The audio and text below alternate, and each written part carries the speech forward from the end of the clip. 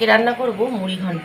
এখানে গোবিন্দভোগ চাল ধুয়ে রেখেছি, আর এখানে মাছের মাথা, আর এখানে দেখো দারচিনি ফোড়ন দেবো আর জিরে ফোড়ন দেবো। প্রথমে মাথাগুলোকে দিয়ে দেবো। মাথাগুলো আমি ভালো করে ধুয়ে রেখেছি।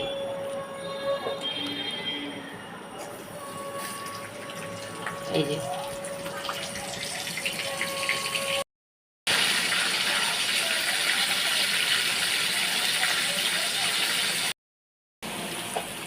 মশলা দিয়ে দিয়েছি, আদা রসুনের পেস্ট দিয়ে দিয়েছি। এবার কষাচ্ছি, কষা দিয়ে তারপরে আবার জল দিয়ে দেবো।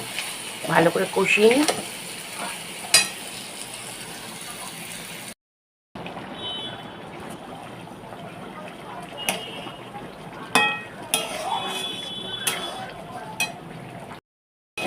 দিয়েছি,